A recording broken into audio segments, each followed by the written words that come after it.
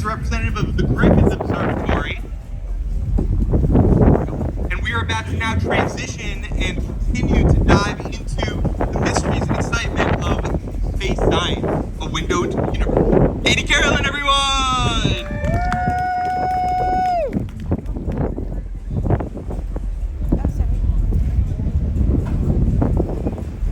Hello, everyone. Thank you very much for coming to my talk. I am Katie Carolan. I am an astronomer and science communicator. I have been in charge of telescopes for Black Rock Observatory, so come day or night, we're going to have telescopes running. And I am also an astronomer at Griffith Observatory in Los Angeles, and I help run our public observing program out there, bringing space to everyone who comes to Griffith just to see the view, and we've got telescopes there for them too.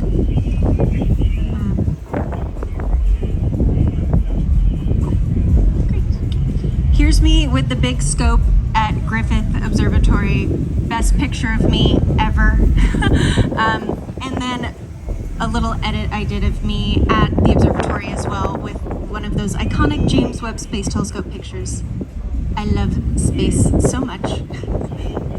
Today in my talk, I'm going to be covering an introduction to cosmology, which is a field within astronomy that looks at the history and the evolution of the universe and the laws that govern it, trying to figure out really what it is that we live in. And then also going to look at the tools that we use as astronomers, pretty much telescopes, but also in recent years, space telescopes have made a huge difference to our understanding of cosmology, especially.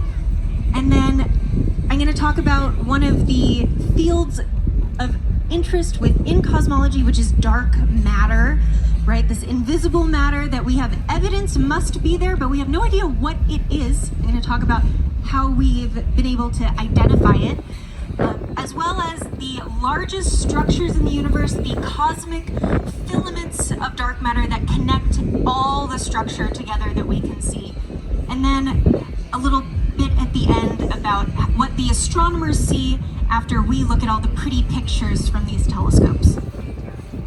So first of all, an introduction to cosmology. So astronomers, cosmologists, we all want to answer the same fundamental questions any other human being does. You know, why is the universe the way it is? Where do we come from?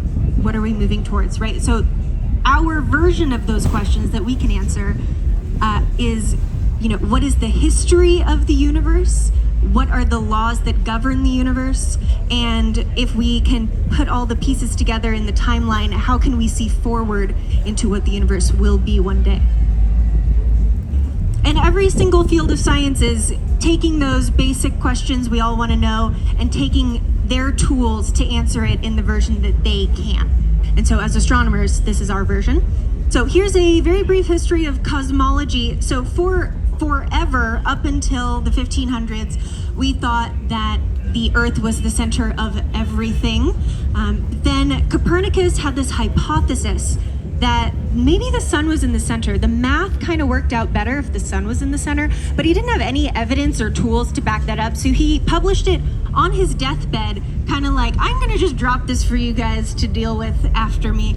And then 100 years later, Galileo invented the telescope, and he saw evidence like that first night that the Earth is not the center of all motion in the universe. He saw the moons of Jupiter orbiting Jupiter. He was like, those things are so clearly not orbiting us. That is nail in the coffin proof that the Earth is not the center of all motion, and that allowed us to move forward with the sun being in the center. Then in the 1920s, we're going to fast forward way forward to the astronomer Hubble, that the telescope was named after, who was using the biggest telescope in the world at the time to study nebula, these little fuzzy blobs in the sky, and he was trying to measure the distance to those nebula, and he came up with a great way to do that, and he figured out that some of them are definitely nearby and some are outside of our own galaxy. Up till that point, we thought that our galaxy was the whole universe, and then we measured the distance to these objects as millions of light years away, And he was like, uh-oh, that makes everything so much bigger. And it didn't look like we were even in the center of the universe at all, that there were so many galaxies, it wasn't even our own that was special. And then moving on, he also discovered, once he started identifying these galaxies that were separate from our own, he was not only measuring the distance to them, but also if they were moving at all, and he found that they were literally all, except for one, moving away from us, but not in a we are the center sort of way, more moving away from us in that they are all moving away from each other, and that the whole universe itself is expanding. And he was like, whoa, that's crazy, because we always thought that the universe probably just existed like it does right now for forever, but if it's all expanding, that means it was all expanding from some point in the past where it was all clumped together. And that made people feel kind of weird, and so there was an astronomer named Georges Lemaitre who was actually a Catholic priest, and he was like, I need God to still make things. He's like, so why don't we have everything come back to an initial clump, tiny, the beginning of everything, and we can say God snapped his fingers and he propelled the universe forward from there. Well, he ended up being right, and it is still, we cannot confirm nor deny the presence of God as scientists, right? But in general, the Big Bang Theory does not have the God snapping his fingers thing anymore, but pretty much all the rest of his idea was pretty correct. Then right after that, Fritz Zwicky, an astronomer, was able to discover the first evidence of dark matter to make things even more complicated. And I'll talk about that in a little bit. But first, here's a comparison of what the astronomer Hubble saw through what was the biggest telescope in the world at the time. That fuzzy negative right there, that's the Andromeda Galaxy. And then the Hubble Space Telescope in 2015, that's just a small portion of a picture of the Andromeda Galaxy. So we've definitely come leaps and bounds in our tools and technology since those initial hypotheses.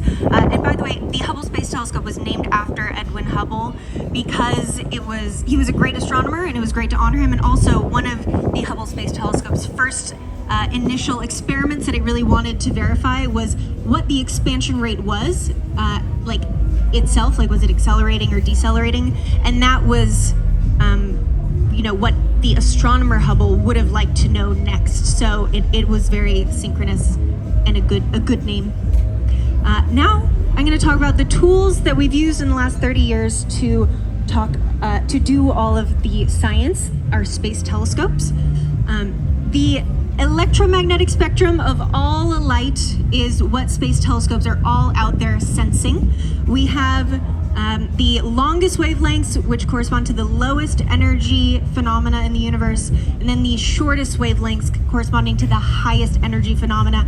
And if you send up a telescope specialized for each different band, then you can really get a great picture of the universe, because you're seeing each individual part of the universe specialized. And it's great. So that's why we definitely needed multiple space telescopes. It's not just that technology gets better over time, but that each one is going to be specialized to discover something special. These great observatories are the Hubble Space Telescope, which looks in ultraviolet and optical light. That's to see the nearby universe. Then we have Spitzer, which was the predecessor to James Webb, that looks in the infrared, which shows us the middle range universe to getting pretty far away. Then we have the Chandra, then the Planck Microwave Observatory, that shows us the light that is at the absolute edge, furthest edge of the visible universe. So with those three, we can put together the timeline. And then Chandra, the X-ray observatory, wish Chandra was just as famous as Hubble, because I think Chandra is super epic, gives us X-ray observations which show us some of the hottest phenomena in the universe. And when you have dark matter and galaxy clusters clumping together, you really want to see the really hot stuff right in the middle. Next-gen observatories that are going to be just as famous as these prior ones, if not more, will be Webb, looking in infrared, and Euclid, which is specifically designed to teach us more about dark matter and dark energy. So that's going to be very exciting. Two concepts about our tools and how astronomy observation works before I move on to the pretty pictures. First of all, telescopes are time machines. You've probably heard this one before, but here's the gist of it. Because light travels through space at a constant speed, that means that when the light is emitted from an object and then comes to us, there's going to be a delay. Like, we don't really have a lot of communication delays nowadays, but imagine sending someone a letter. It would take a little while for that very up-to-date information to get to the recipient. So there's always going to be a delay on what you can know. And that same thing happens in the universe. If a galaxy is millions of light years away, the image we see right now is millions of years old. And we're never going to be able to see that galaxy in real time. But this is actually amazing for us. That means that the further away we look in space, the older that light is that's only just now arriving. And so we get to look further and further away, and we get to see older and older pictures of the universe. And if we look at the whole sky all over, we get to see the full timeline of the universe just laid out right in front of us. We can't see what each individual galaxy was in its past or its future, but there's so many examples across the whole sky that we've been able to piece together, oh, okay, this looks like it was from a prior state, and then this one looks like it would be more evolved, and we've been able to really piece together the full history of the universe in this way. Another one is cosmological redshift. So remember, the universe is expanding. Well, it's not that the galaxies are just flying apart from each other. It's that the space in between those galaxies itself is expanding. The space-time is expanding. And that's dark energy, by the way, but I'm not going to go into that on this one. And so when we see a galaxy that's a certain distance away, and we see that light as it's arriving now, the path that light had to take to get to us was in the empty space that was expanding. And so that light is altered. It is also expanded along that journey. And what it is called redshift, because if you take normal visible light and you expand the wavelength, that means you make it more and more red. And even though light can be expanded from visible all the way down through all the way down to microwaves, we just call the whole phenomenon redshift. So if you hear any science like, ooh, a galaxy at very high redshift, that means it's very far away and we're seeing it as it was very far in the past. So now on to what we have observed with these telescopes in regards to dark matter. So first of all, we're going to talk about the slightly smaller scale, which are galaxy clusters that are all dominated by dark matter halos around them. So we are seeing here the Coma cluster. This is the cluster that Fritz Zwicky first found the evidence for dark matter. So he was just doing his astronomer thing. He was looking at this cluster and gathering data. He was looking at how much mass there was in this cluster and how fast the galaxies were all moving in the cluster and trying to see the relationships between them. And if you've heard of escape velocity, that's, a rocket needs to take off from Earth with a certain velocity to escape. And that velocity is determined by how much mass and how much gravity is in that object that it's trying to escape from. So we can know how much mass is in a cluster by measuring the speed of the galaxy. So if they're all moving at a certain speed and they're all clumped together, then we know what the mass must be that's able to hold them all together. Similarly, if we were able to measure the mass of the cluster, we'd be able to figure out what the escape velocity is for that cluster. Seems like kind of pointless to do it both ways, but luckily the scientists were like, let's just check all the boxes and make sure this all makes sense. And what he found was that what he could see and count up all the matter in this cluster, there was a certain escape velocity.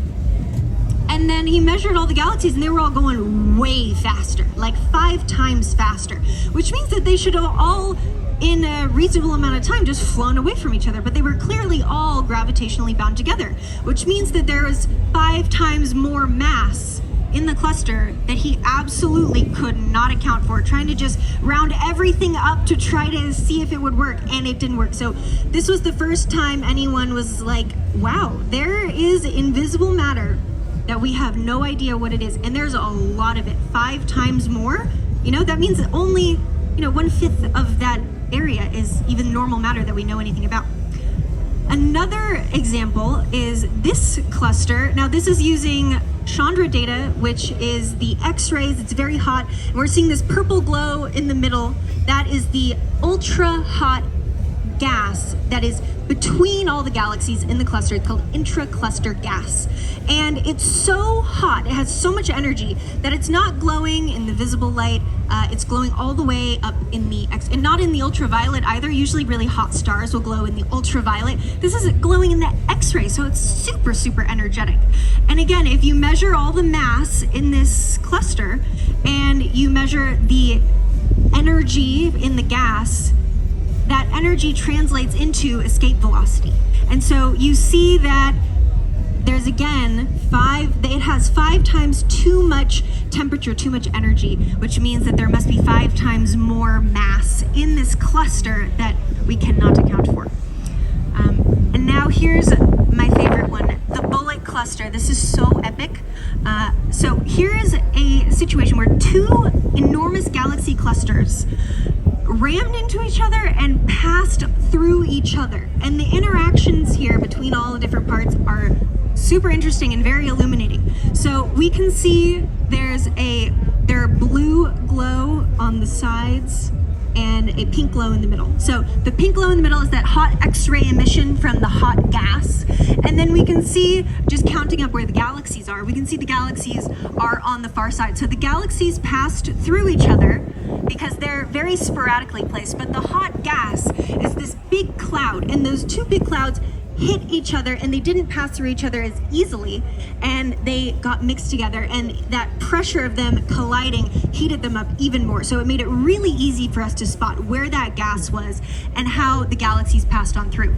So now we can actually figure out, now that we've separated, normally clusters have galaxies and gas all mixed together, but here they got separated. So now we can see, where is the dark matter? Is the dark matter centered around all the gas, or is it centered around the galaxies? Now, there's one more piece of interesting information. In a galaxy cluster, astronomers know that there is way more mass in gas than in galaxies. So if dark matter did not exist and there was just some weird physics going on, you would assume that all of the mass that we would see and measure would be with the gas, and you would assume that the galaxies would not be as massive. But when we measure where the gravity is, we see that the gravity is actually hanging out with the galaxies, which means that all of that extra mass is hanging out with the galaxies, and that it far outweighs the gas. And from what we can see with our eyes and measure, we can see that there's much more normal matter in the gas. But we measure the gravity and we see that there's much more overall gravity and mass in the galaxies, which means there must be dark matter halos hanging out with the galaxies, and they don't interact with each other very much, just like how the galaxies don't interact and they pass through each other. Same thing with the dark matter. It will also pass right through itself as well.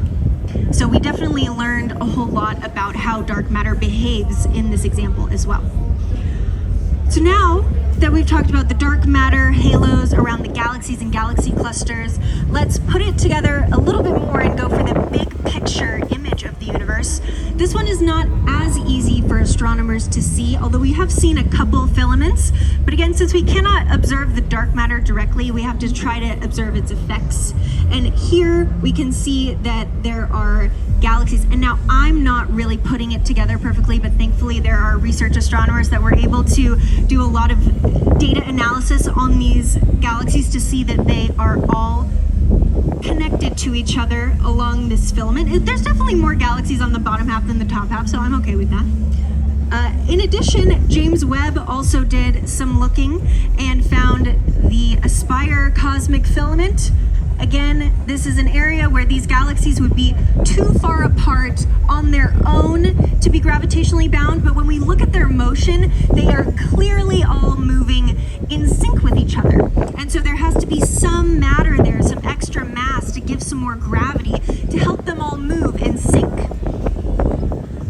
Now, because we don't have a lot of pictures of the entire universe as a whole, in part because our galaxy is blocking a lot of that image, and because of this time machine aspect where the further away you look, the older universe you see. So to see an image of the universe as it currently stands right now, you would have to make a simulation of that using our best model of the universe, which includes dark matter and dark energy.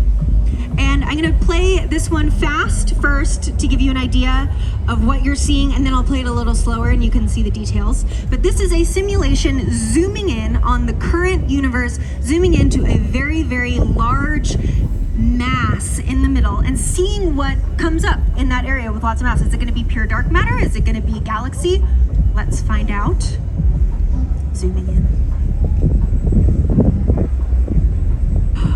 And it turns out there's a giant elliptical galaxy at the center of a giant galaxy cluster, which is exactly what we observe. How nice. Let's do it a little slower. So you can see the spiderweb-like filamentary structure of the universe. Each of those bright areas is a node with a lot of mass and therefore a big galaxy. And here we have a big cluster with a gigantic elliptical galaxy. And all these dots you see are galaxies, they are not stars. Let's do another one. So here is a time lapse from the beginning of the universe till now, and let's see how the structure looks. So at first the universe was very evenly distributed, very few clumps, but now we have a very clumpy universe for sure. So let's see how that goes. Ooh. First there's some filaments, and then the nodes happen and we get the big galaxy clusters along the nodes. Let's do that one more time. Cool shit. So here we see that spiderweb structure again, which is, motivated by all that extra mass, all that dark matter that's there besides the normal matter to give it this giant 3D structure. Here's the last movie simulation. Again, I'll do it fast and then slower. This is another time lapse that looks pretty trippy, that I really like. Oof, so cool. Yeah, let's do it again. Slower. So again, you'll see it starts off pretty even, and then you see these filaments form, connecting all these structures. Wow, very cool. Here's another one that's just an image of a giant galaxy cluster. It's in two pieces. So here's like the top of the image, and here's the bottom. Just looks epic. So this is not how our universe looks with telescopes. All of this is data that is representing what our universe looks like, and that representation also matches. So this is looking really, really big picture at all of these filaments and all of the little galaxies that are along the filaments. If those filaments weren't there and the dark matter wasn't there, they would kind of be lost into the darkness. But because that dark matter is there, still connecting everything, that keeps the whole universe connected to itself, which is great. So now, what does science really look like to the astronomers? Do they get to look at all the pretty pictures and just magically figure out what the science is? No, they don't.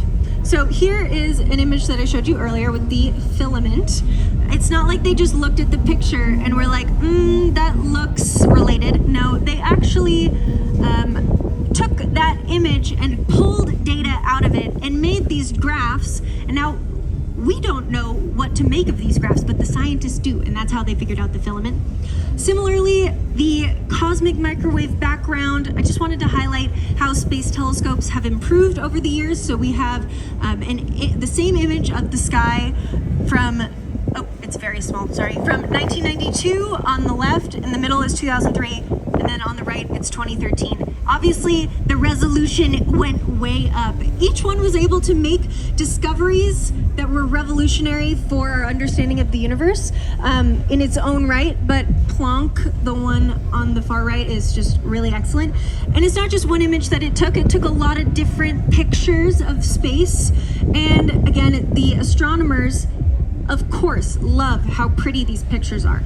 But what really gets them going is this graph. This graph is the MVP. It confirms so many theories, and to anyone else, it's just a graph. But to the astronomers, this is what is the meat of it. But luckily for us, we get both, and it looks fun.